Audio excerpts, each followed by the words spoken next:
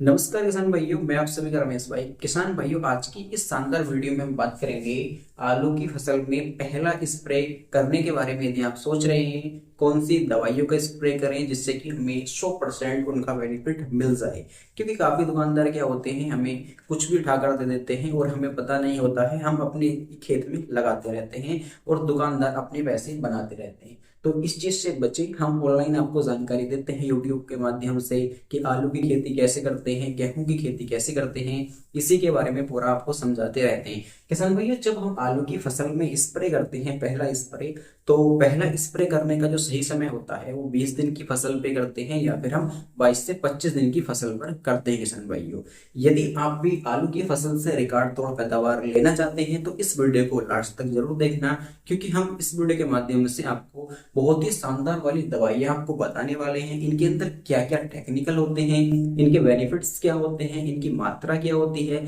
लगाने का सही समय क्या होता है और कितने पानी के अंदर आपको घोल बनाकर स्प्रे करना है और स्प्रे करने का सही टाइम क्या होता है, इसी के बारे में डिटेल से चर्चा करेंगे। ये वीडियो ज्यादा बड़ा नहीं रहने का है, 5 से 6 मिनट का वीडियो रहेगा। इस वीडियो को अंत तक देखना, बस आपसे यही रिक्वेस्ट है। किसान भैया, जब हम आलू की फसल में पहला स्प्रे करते हैं तो पहले स्प्रे में हमें आवश्यकता होती है फंगिसाइड की, कीटनाशक की और ग्रोथ प्रमोटर की। इन 3 दवाइयों की आवश्यकता होती है और तब हम स्प्रे लगाते हैं। लेकिन कुछ दुकानदार भाई क्या करते हैं, आपको खूब सारी गठरी बांधकर दवाइयां दे देते हैं, आपके काफी पैसे इन्वेस्ट करवा देते हैं, मजा फिर भी नहीं आता फसल के अंदर। किसान भाइयों, इधर उधर के ज्ञान से बचें।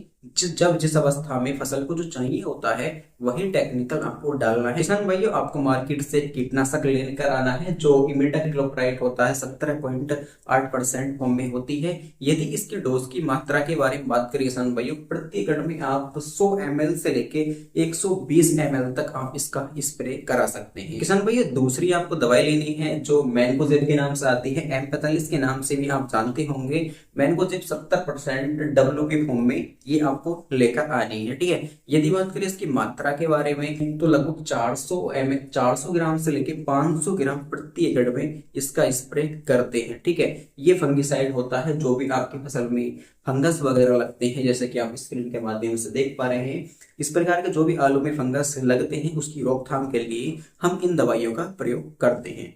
तीसरा आपको लेकर आना है NPK 19-19, ठीक है, 19। ये ग्रोथ प्रमोटर होता है जो हमारी फसल को बूस्ट दिलाने का कार्य करता है, ठीक है।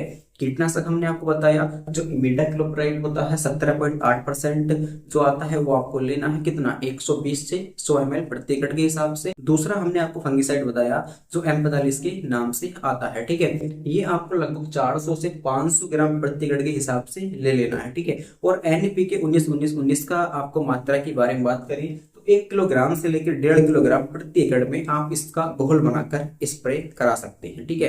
देखो, NPK 19-19 जो काम करेगा वो ग्रोथ प्रमोटर है, आपकी फसल को बूस्ट करने का काम करेगा। मतलब आपकी फसल का जो पाला होता है ना उसको इंक्रीज करने का कार्य करेगा और आपकी फसल में जो नर बनने स्टार्ट होते हैं, जो ट्रिलिंग होनी स्टार्ट होती है पौधे में, उसको भी इंक्रीज करेगा और हरियाली काफी मात्रा में आपके पौधे के अंदर आ जाएगी, ठीक है। फंगिसाइड का कार्य होता है फंगस को रोकना और कीटनाशक का कार्य होता है कीटों को रोकना, ठीक है। यानी कि जो भी आपकी फसल में बीमारी लगने वाली होंगी, ठीक है, 20 से 22 दिन के बाद या 30 दिन की जब आपकी फसल हो जाएगी या 35 दिन की आपकी फसल हो जाएगी, जो बीमारियां लगने वाली होंगी ये स्प्रे उसको रोक देगा, ठीक है। इससे आपकी फसल स्वस्थ रहेगी और एकदम शानदार रहेगी। किसान भाइयों, अब बात कर लेते हैं इन दवाइयों के घोल के बारे में। किसान भाइयों, इनका आपको घोल बिल्कुल अलग बनाना है। जो NPK 19-19-19 है ये फर्टिलाइजर होता है, इसका आपको अलग घोल बना लेना है, ठीक है। फॉर एग्जाम्पल मैं आपको समझा देता हूं, आपको एक बाल्टी लेनी है और उसके अंदर आपको कम 10 लीटर पानी ले लेना है और NPK 19-19-19 का आपको घोल अलग बाल्टी में बना लेना है, ठीक है। उसके बाद जो कीटनाशक है, जो फंगिसाइड है M45, उसका घोल आप एक साथ बना सकते हैं, ठीक है। अलग कोई बर्तन लेके अर्थात बाल्टी लेकर उसमें 10 लीटर पानी लेकर उसमें घोल बना ले, ठीक है। अब स्प्रे करने का मैं आपको तरीका और बता देता हूँ। और पानी आपको जो लगाना है किसान भाई प्रति एकड़ में, वो 150 लीटर से 180 लीटर का पानी का छिड़काव आपको कराना है, ठीक है। अब देखो, मैं आपको विधि बताता हूँ किस प्रकार से आपको स्प्रे कराना है जिससे कि आपको अच्छा बेनिफिट्स मिल सके। किसान भाइयों, जो NPK 19-19-19 है ये फर्टिलाइजर है, इसका आपको स्प्रे दोपहर को बिल्कुल भी नहीं कराना है, ठीक है। जब धूप खत्म हो जाती है शाम के नंबर में ही आपको इसका छिड़काव कराना है अपने खेत के अंदर। स्प्रे मशीन का भी काफी वीडियो हम शूट करते रहते हैं। जो इंजन वाली स्प्रे मशीन होती है उसमें पहले आपको आधा मतलब पानी भर लेना है।